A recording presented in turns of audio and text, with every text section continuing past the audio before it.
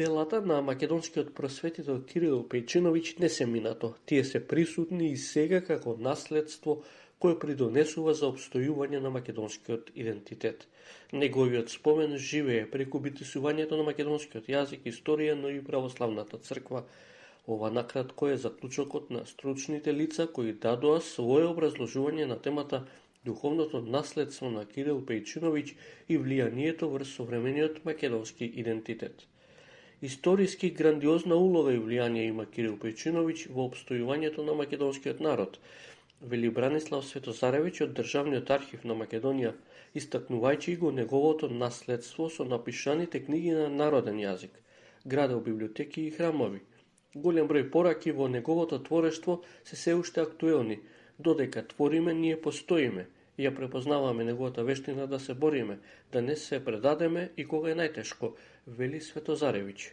Прво треба да го препознаеме некој како еден од најголемите македонски просветители, човекот кој се спротивставил на туѓиот јазик, грчкиот јазик, и кој го применува јазикот на својот народ, неговиот мајчин јазик, за да се приближи христијанството до секој христијански верник.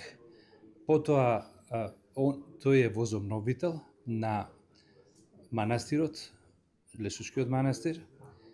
Тој е исто така возобновител и заштитник на сите вредности кои се поврзани со православието, но треба да спомнеме дека тој е и еден голем библиофил кој создал една импозантна библиотека за тоа време.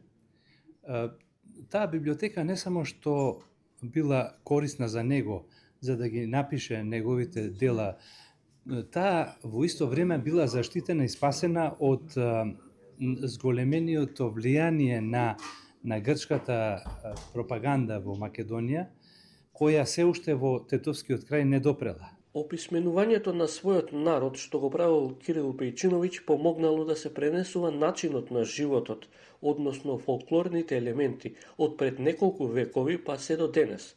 Потенцира Стојанче Костов од Институтот за фолклор Марко Цепенков. Неговото наследство остава неизбришлив траг во колективната меморија на жителите од тетовскиот крај, но и на сите македонци. Токму затоа ние како потомци, независно тоа дали сме тетовчани или не, имаме обврска да го чуваме, да го споменуваме и да го продолжуваме неговото дело на сегашните и идни генерации, вели Костов.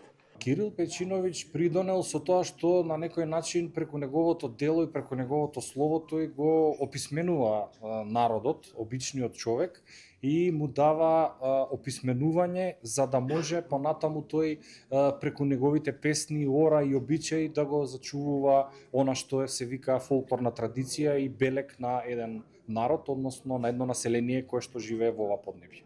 Универзитетскиот професор Михајло Марковиќ објаснува дека Кирил Пејчиновиќ го гради мостот на минатото и сегашноста, кога станува збор за континуитетот на македонскиот јазик.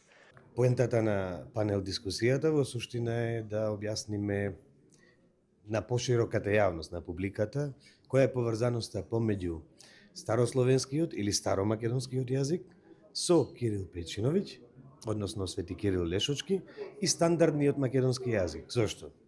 Тоа е една многу важна особина на македонскиот јазик и на македонската култура воопшто, бидејќи во македонската целосна наука за јазикот имаме една цезура, која што се случува некаде од 14-тиот век со доаѓањето на Отоманското царство, па се до 18-тиот век, односно до Свети Кирил Лешочки. Свети Кирил Лешочки токму во тој сегмент е мостот кој го поврзува минатото со сегашноста, односно јасно го истакнува континуитетот на македонскиот јазик од антиката па се до денес. Тројцата говорници беа дел од панел дискусијата насловена Гласот на вечноста, организирана од Глобалната македонска фондација Вечна. Оваа година се навршуваат 180 години од смртта на македонскиот просветител Кирил Пејчиновиќ, а следната 225 години од неговото раѓање.